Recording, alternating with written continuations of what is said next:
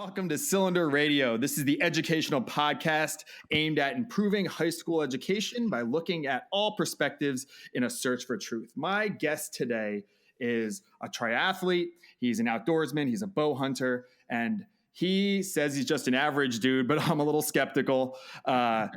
This is Sidney Smith. Sidney, thank you for coming on the Cylinder Radio podcast. Hey, thanks. I'm glad to be here. I appreciate the invite. Yeah. So the topic that I would like to discuss with you is the idea of mindset. And for those who aren't familiar with you, I would say look on YouTube at How I Conquer, Sidney Smith, Sidney. I don't know. How long is this, Sidney? It's like 15 minutes. It's not that long. I think it's like 12. Yeah, pretty short. 12 minutes, I was like almost crying, and I was like laughing at just like how nuts you are. Like it's definitely something that I think people should see if they haven't seen it. But can you just tell us who you are and just tell us a little bit about your story? Yeah, sure. My name is Sidney Smith. I live in Utah. I do like to go out, be in the outdoors. I'm a father of 4 kids. I guess people know me because I've lost my legs. I wish they knew me because my beautiful face or my beard, but no, they know me by my legs. In fact, in a large crowd, my kids, instead of trying to look to see if they can find the back of Dad's head, they look down to see if they can see Dad's legs, and that's how they know where I'm at. But I am a double amputee. I lost my legs to a disease called Charcot-Marie tooth, which is a progressive genetic disorder that I was born with, meaning I had a normal body. And as I got older, my feet just started to get worse till I was about in my mid or early 30s. Did the doctors couldn't do much more as far as surgeries and stopping the disease. So that's why we went with amputation. So when did you start to notice, or when did the doctors or your parents start to notice that something was up? About the age of 12. So pretty much whenever 5th grade was, I struggled with sports activities. I kept tripping and fatiguing quickly in my feet. And they also started to deform. And then from there, I got diagnosed and then had surgeries off and on. They gave me these braces to walk in, similar to what Forrest Gump came out with. And ironically, that's right when the movie came out too. And so, of course, I got teased a little bit, run, Sidney, run. Right. So right. I still get it all the time, but it's all right. Ironic that you became such a good runner, like at that time. Oh, yeah. I love to run. Yeah. So here's what I guess I have 2 young boys. One of them is about to turn 2 next week, and the other one's 4. And the older one's a real fraidy cat. He's scared of everything. What I tell him often is, you can't be brave without fear. So this idea that when you've been through hardship, that is almost required for you to become, maybe reach your potential, or for you to become something great. And if you've never had setbacks, then how do you know what you're capable of and things like that? So as a high school teacher, trying to get this out to other teachers and to high school students, I think that it's important to look at, what would you say would be like your setbacks? Like, what are all the things going against you, and how can you actually turn that into your strengths? Because it seems like you might have done that. Mm-hmm. Yeah, definitely. It's a tough period, because I think everybody's going to have their own trials, regardless of what you do, and they have. We all have our own struggles in some capacity. Some are more than others, but the hardest part is recognizing that right when it's happening. It's, in fact, even myself, when I was going through my amputations and recovering from the hospital and the struggle, it just seemed it just seemed like life sucks. Either God hated me, or I was afraid a lot. What was going to happen, and just to fast forward real quick, I look at it now, and that was actually the disability. It wasn't really the legs. It was the fear itself that was holding me back. And so um, I look at what I went through and the struggles that I went through as actually a blessing, and I wouldn't change it. Or if I had a genie come down and say, "Hey, Sidney, I'm going to grant you, a new body, and you're going to, go through life again without having those legs. Would you want that?" And I don't think I would, just because of the lessons and the strengths that it's taught me in life. This is not something that I've heard. I've heard this so many times. This isn't the first time I've heard this, and it's fascinating. I was listening to, I think, like a Joe Rogan's podcast, and he had Dan Bilzerian, that crazy pot smoking wild man, and he was on there and he was talking about a story where a vet lost his legs in like an IED attack or something like that in Iraq or Afghanistan. And he went and partied with Dan Bilzerian and everything like that. And the next morning he had this big smile on his face. And the Dan Bilzerian, the kind of like Instagram kind of Playboy guy, was like, "Why are you smiling?" He's like, "Don't you ever get bummed out? Like, you don't have legs, man." And he looked at him totally serious and he said, "Losing my legs was the best thing that ever happened to me." And he's like, "Where would I be if I didn't lose my legs?" He's like, "I'd either be in a foxhole in Afghanistan, or I'd be back in the Midwest, just some nobody vet." He's like, "Instead, I'm here partying with you." He's like, "I'm inspiring people. I go on, I do these talks for people. People come up to me with tears in their eyes saying that I've inspired them to live a better life." He's like, I get what you're saying. It's so hard to understand what you're saying, Sidney, unless you've kind of been through something like that, though. Oh, absolutely. And it really, and I would agree with that too, what he said. And I love Joe. I remember that podcast. But it comes down to, it really comes down to choice. I think no one can really say, "Oh, I don't have it. I'm not strong." And like I said, I am an average Joe. And I had to learn these lessons to become to that point. But I had the choice, whether I wanted to be positive or not. And I think we all have that option. And it's really, we can't control all the things that happen to us, but we can control our attitude. Yeah, I read a report sometime about they compare lottery winners to amputees, and they looked at that when it initially happens. The amputees are much less happy than the lottery winners, of course. But then over time, they start to even out to the point where even it goes the other way. And, and it's so odd. It just goes so against what we're trying to do, the way we're trying to live our lives. Were you this kind of part of what the story when I was reading it said, like, you basically are who you are. So if you're a happy person, you win the lottery, you're going to be a happy person. If you're a happy person and you go through a horrible accident, you're going to be a happy person. Were you this kind of guy beforehand? I know you were young, so you've been dealing with medical issues your whole life, but do you think that you were this way regardless? Um, As far as your outlook? Yeah, I struggled a lot with self-esteem though. Not like now I don't care. Like before I would wear pants even in the summertime because I was embarrassed of what my legs look like with braces and deformities. And now it doesn't bother me. I'll wear shorts all the time. Other than church or in work, I pretty much am in shorts anyways. So, um, I would say beforehand I was generally optimistic, and now I would say that I'm a lot more optimistic because of the lessons that I've learned and the patience that I've gained. So, don't get me wrong, I still have bad days here and there. Of course, of course. You mentioned God already and going to church. Is God a big part of your life? He is. Mm-hmm. Yeah. Can you just elaborate on that a little bit? Because I think that, when we're talking about, this podcast is going to be looking at all perspectives on different things. And this one is going to be about, how to have a positive mindset despite, what happens to you, or, a mindset where you can achieve what you want to achieve and things like that. I think that it doesn't get brought up enough is God's role in this.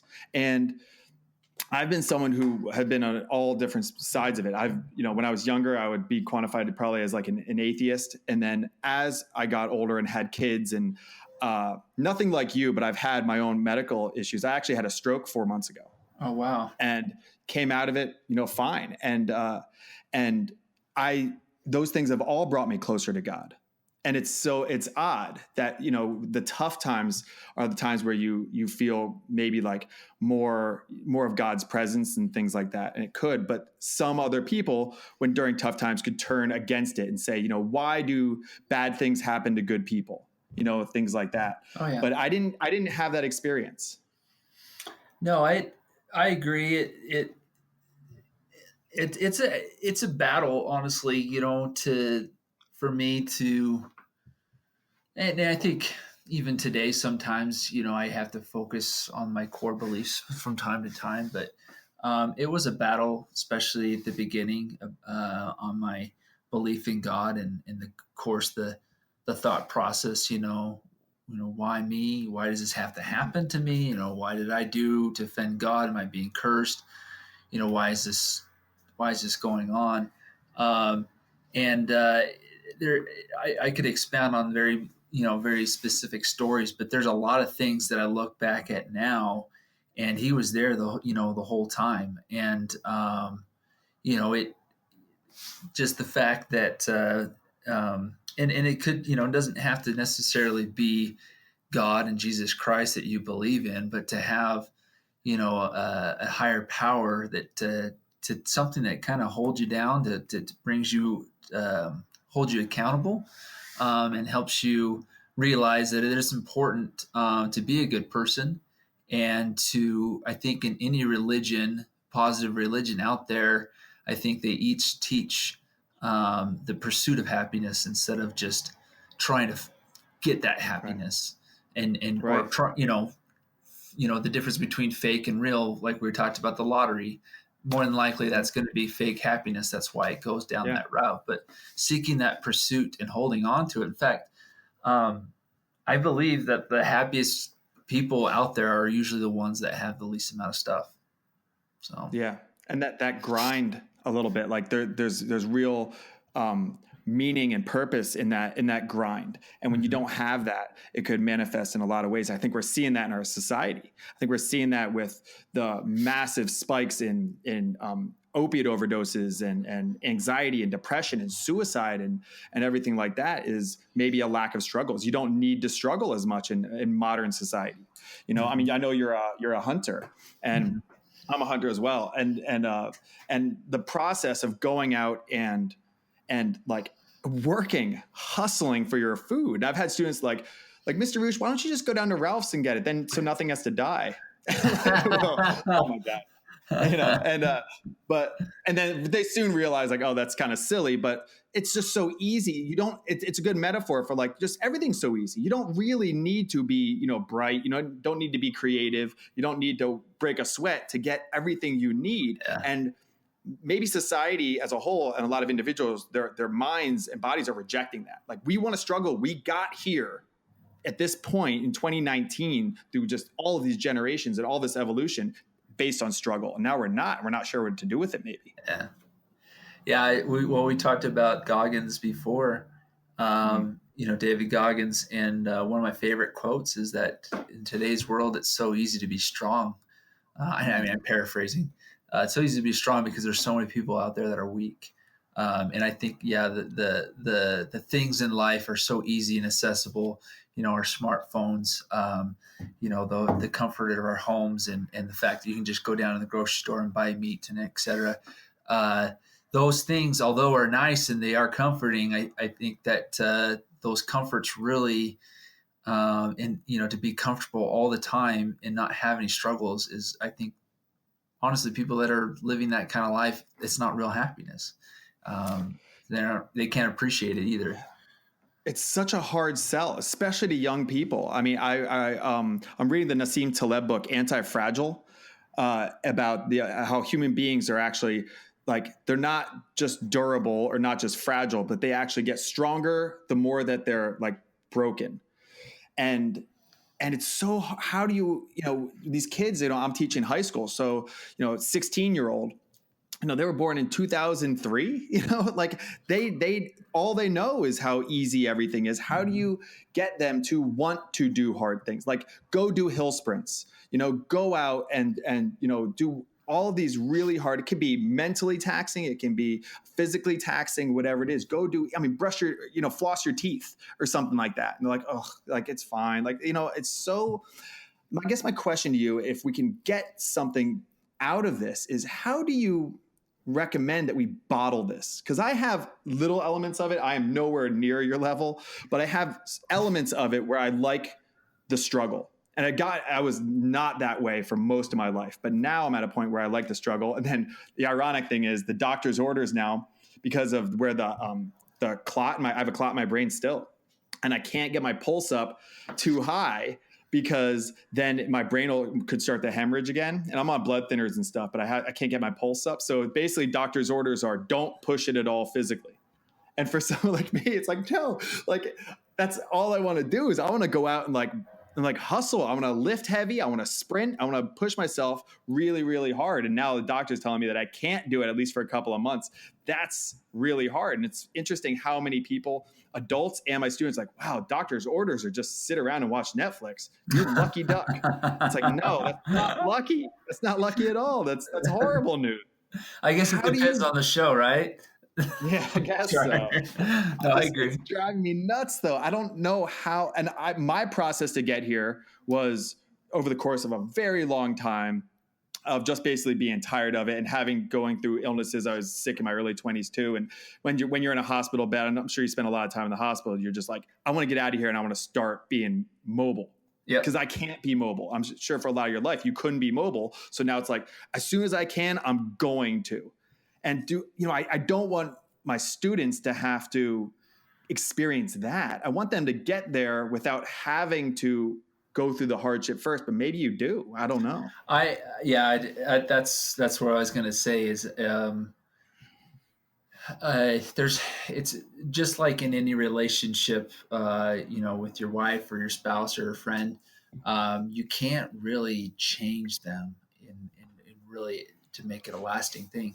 And I think kids is the same way. I have 4. My kids, what I hope for this whole experience is that they can see me do some of the things that I do, and they can look at me and be like, wow, if my dad can do that with no legs, I can do hard things. And as I go around to schools and businesses and talking to people, that's what I kind of hope people get out of my message, that, yeah, I'm just an average guy, but if I can do it, you can do it. And so sometimes in order for you to learn those lessons, you can either you can learn by observing and take it to heart and understand, see what you're seeing. But with so many of the distractions we have in this world, that's sometimes hard for kids to understand. And even my own kids sometimes can't see it. But sometimes the best lessons we learn are going to be the ones that we're going to have to learn the hard way. And for me, I don't think I could gain the strength that I have and where I am today and the patience that I have and the success that I'm able to have at work because of my patience, and the trials that I now experience don't seem like anything without having gone through what I had gone through. And so unfortunately, and fortunately at the same time, I believe having trials is going to make you a better person. And that's sometimes what these kids are going to have to learn, is they're going to have to learn it the hard way. Yeah, which brings into even the next thing. And I know Jonathan Haidt is the psychologist, talks about how we've kind of rounded the edges on everything in society, that now we're not even letting the kids fall over and go through those hardships. Yeah. So if that's where the gold is in those times where you've been, maybe even bullied, or you've been, pushed around, or you've had these accidents, and we just prevent all of that from happening. I'm not pro bullying, obviously, but you might come out of it with a lot better perspective on things because of it. It's a double-edged sword. It's true. I mean, some of the things that we can control is like,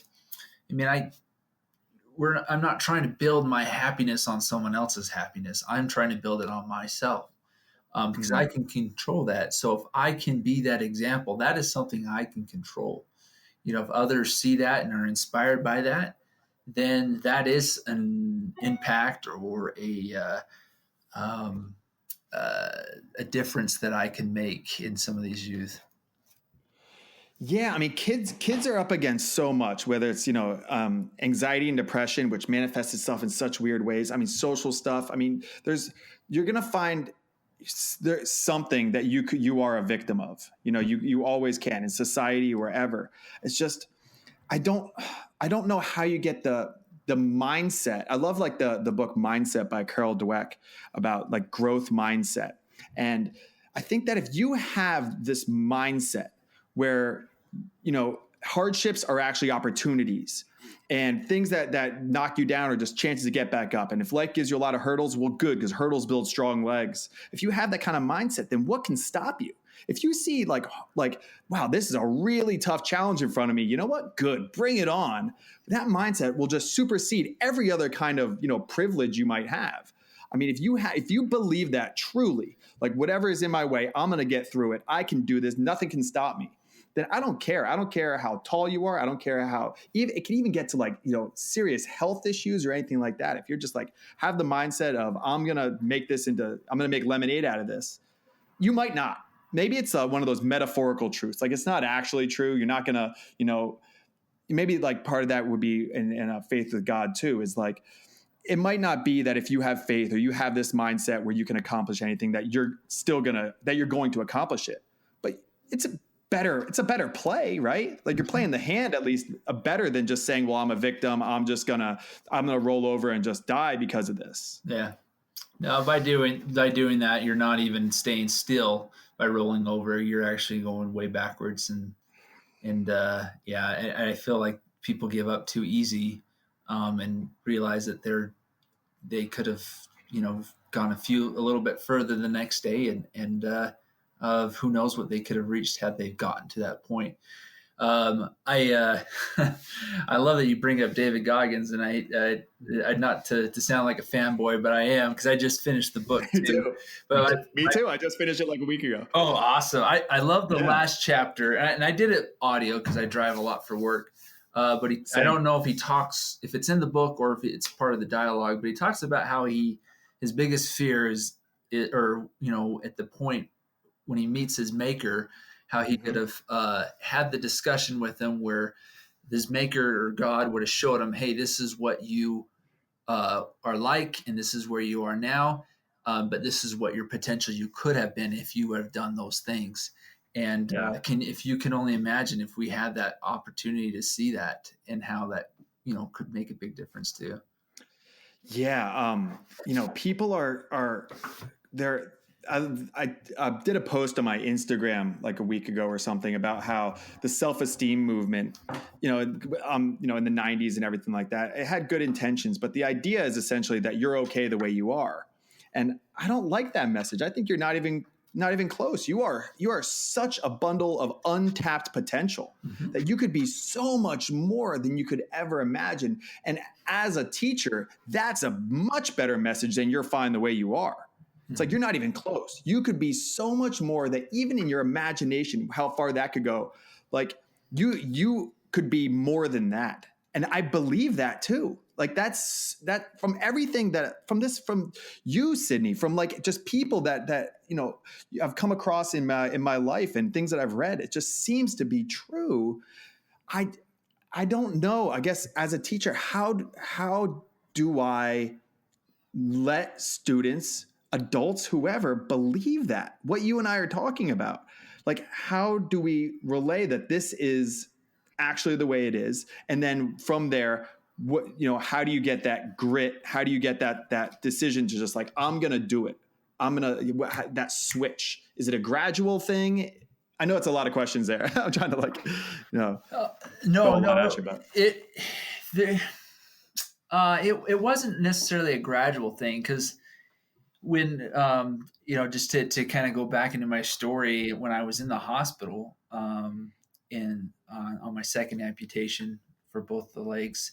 On TV, there was the Ironman, and that's when, at that point, I made the decision that that's something I was going to do. Now, some may argue that it could have been the pain pills that I was on, but it was a huge goal. It's a goal that scared me, and it still continues to intimidate me a little bit, but I'm glad it does. I think, every goal, big goal especially, needs to scare you a little bit. It's part of the motivation. But um, it, that was a big turning point because I felt like it was almost a duty to the blessings that I have. I still had my job when I got out of the hospital. I still have my wife. I still have my kids. I still have my eyesight.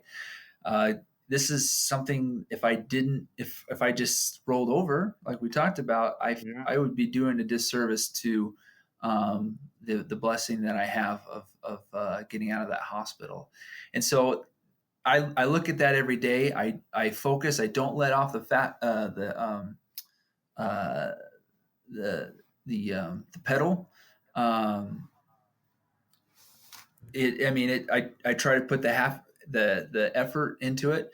One thing about I've noticed, and I've come across a lot of unhappy people, whether they be disabled or able bodies, but they all have one thing in common, and I think they're not very industrious. So they're not very proactive about things. And I noticed the common denominator with happiness is that they're out there pursuing, whether they want to, you know, or not. They know the dangers of being comfortable. The dangers of being comfortable. That's that's really good.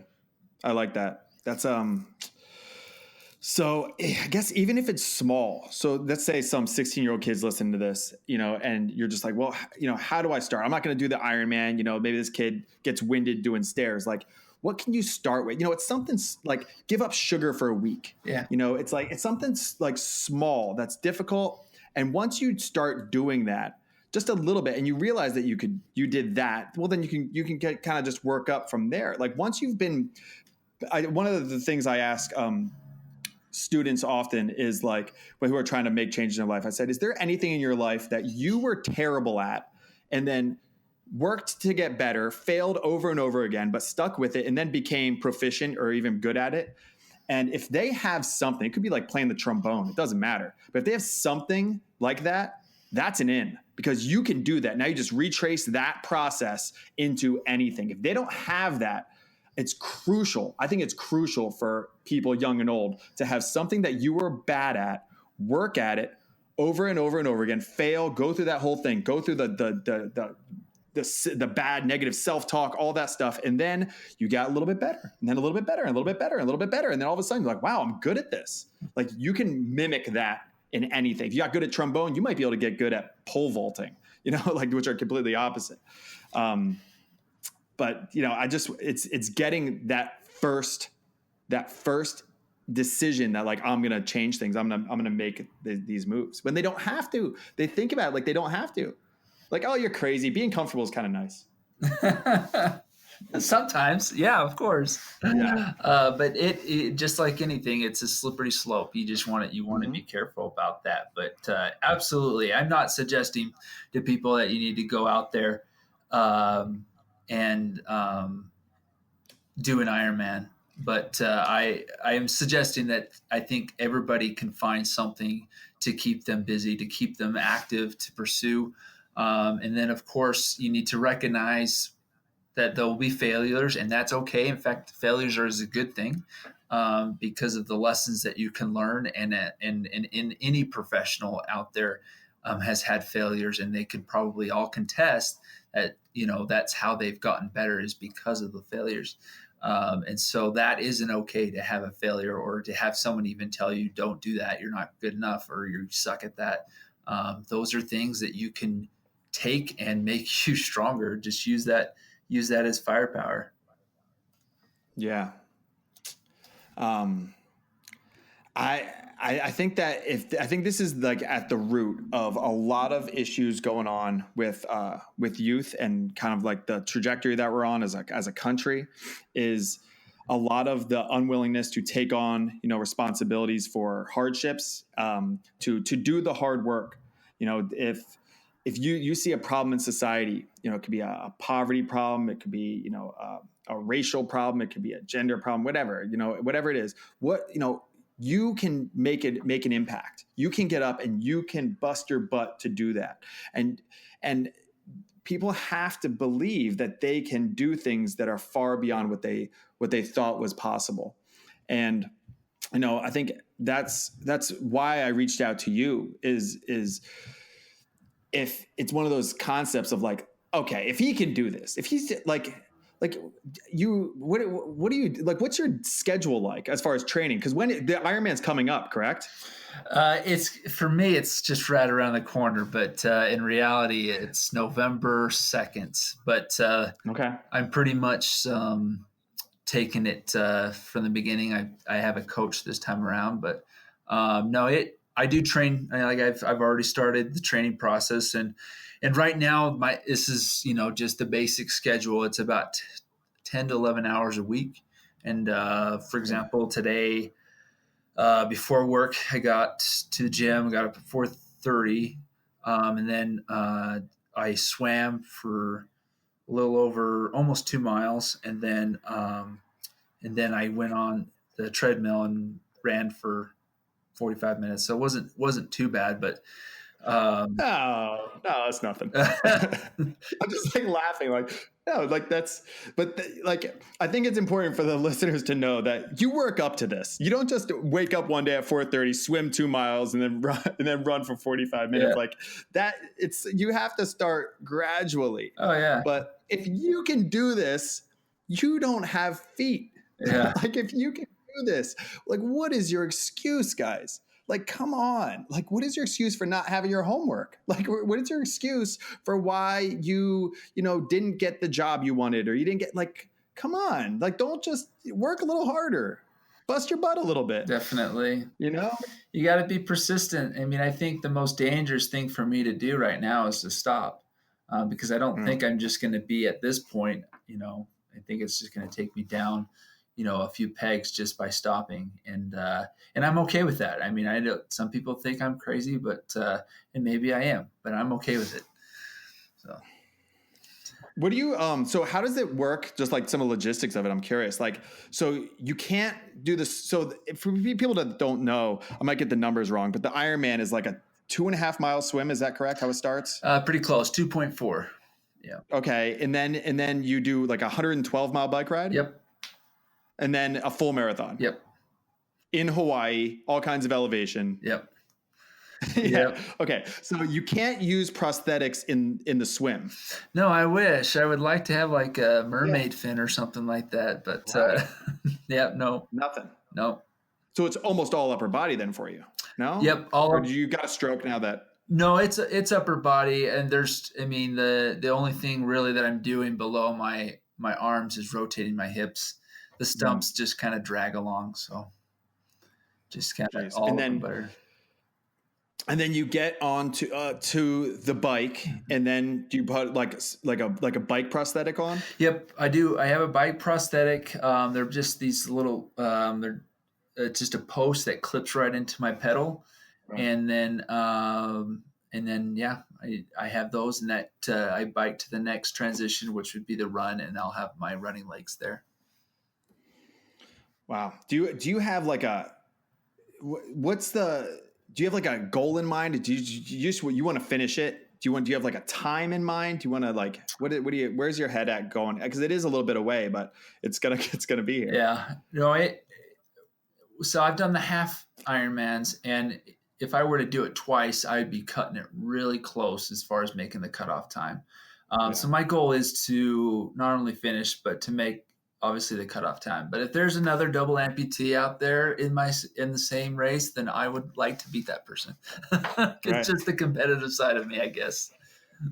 Yeah, that's like, I mean, the competition is a good thing. Yeah. And like, and I'm trying to talk, like, I have students, I teach government. So, students are talking about a lot of like the Gillette commercial is like a thing about like, toxic masculinity and things like that. And like, not to get like political, but I think that when things are powerful, so that could be anything. So that could be God, that could be firearms, that could be, but that could also be competitive nature. Mm-hmm. It can work for good and bad. I tell my students, imagine if Superman was a bad guy. We'd be in trouble if Superman was a bad guy because he's very powerful. Oh yeah. Money is, it could be great or it could be very terrible.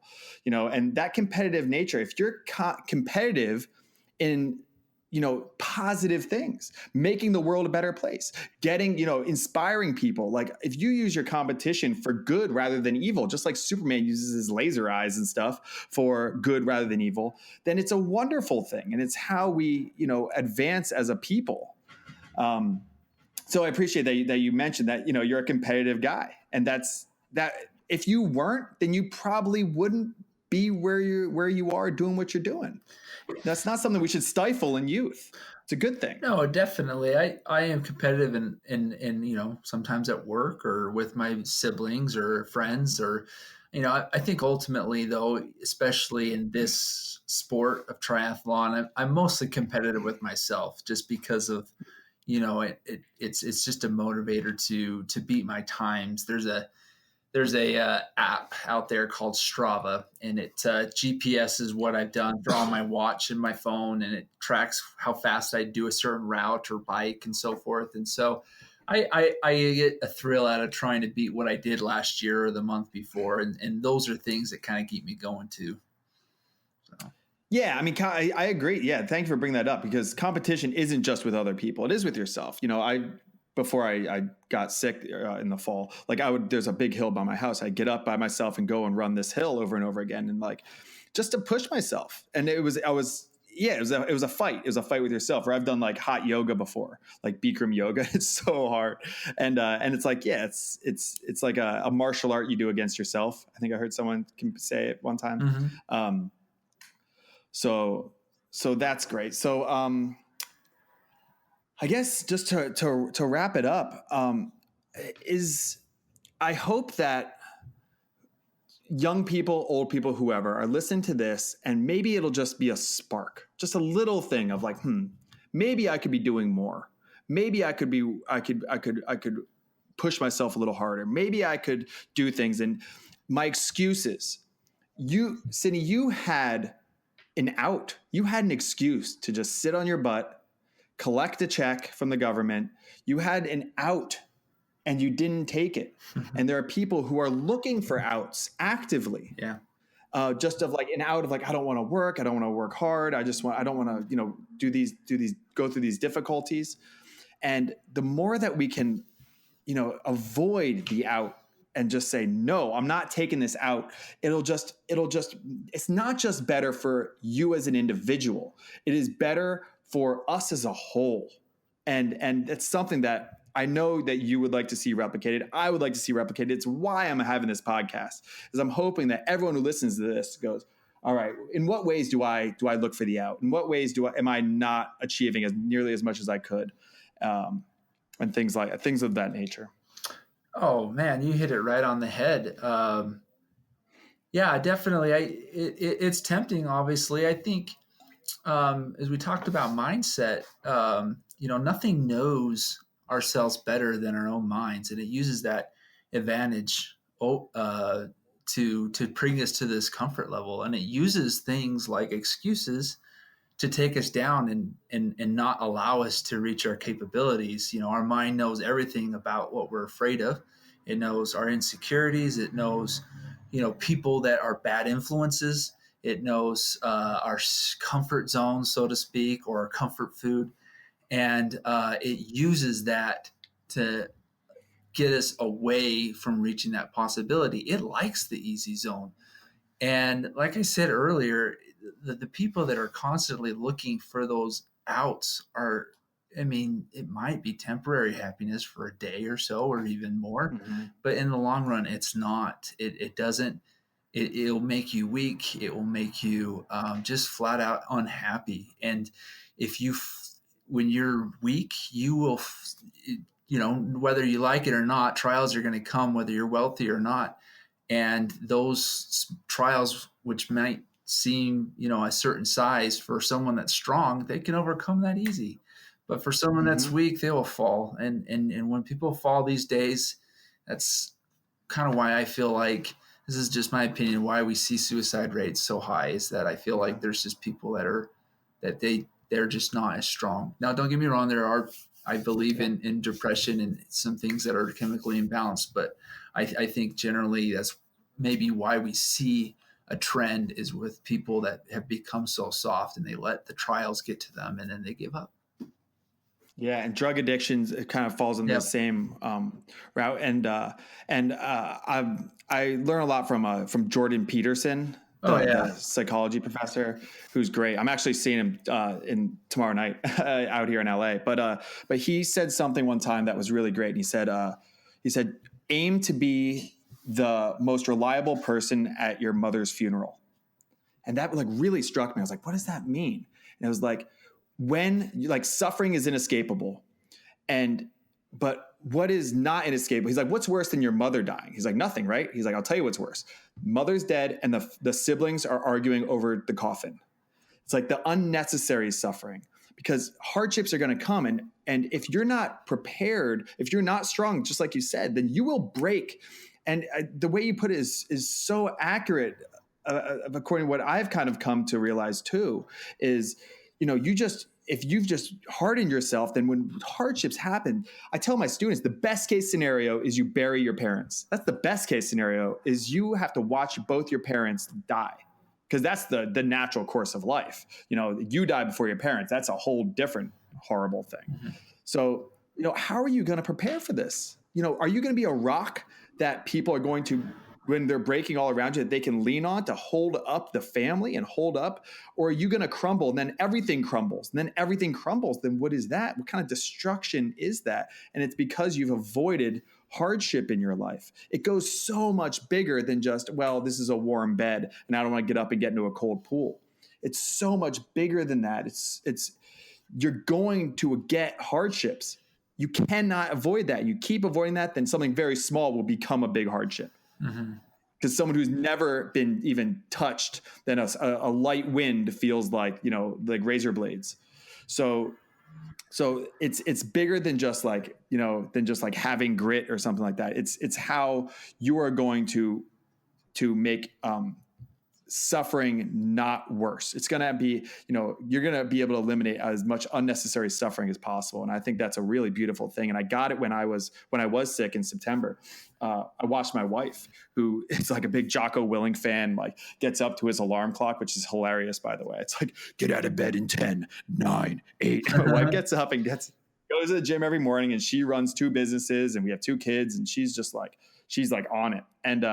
And when they said, like, your husband's had a stroke, he's hemorrhaging, we got to take him by ambulance to the ICU. And she thought I was going to die. And she was like, well, I got to figure it out. I got to figure out childcare. She didn't miss payroll. Like, from the hospital bed, I'm in the ICU. She's like banging away on her computer, talking to the doctors to make sure I'm getting my right medication.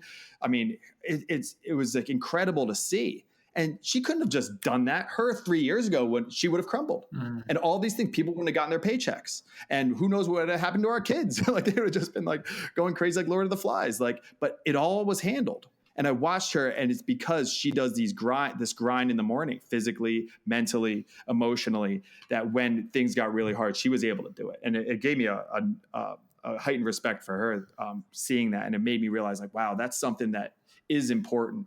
I think, and I wanted to just share that story as well. That's awesome. Sounds like you got a good one, man. That's awesome. Yeah, So we did like 45 minutes. Is there anything that you want to like plug, or where can people find you? Because I want people to know you. Sure. I want them that when they need reminders and things like that. Sure. I mean, I would say I'm fairly active on social media. I mean, I do social media for a couple of reasons, for, to help inspire others, and just to kind of record my journey to the Ironman and some of the activities I do, such as hunting and stuff like that. But if you want to find me on social media, you can reach me. It's TRI_no feet. I said, I hope people get, it's some people don't agree with this, but I just hope people understand that I am just an average guy, and I truly believe that we all have the capability of doing hard things, and really the excuses that we tell ourselves every day are just ways that your mind likes to limit your ability. So. Yeah, that's awesome. Well, I want to thank you sincerely for coming on this. I'm a nobody. I just started this like a month ago just to try and bring education into the podcast world. So I just took a shot in the dark. I was like, I don't think there's any way that he's going to even respond. So the fact that I sent you that and you were willing to come on here and we tried to get it going and it didn't work yesterday, and you're giving me your time, Sidney. I really appreciate No it. I really problem. appreciate it. Thank you. No problem. Well, I appreciate the call and I enjoyed our conversation, man.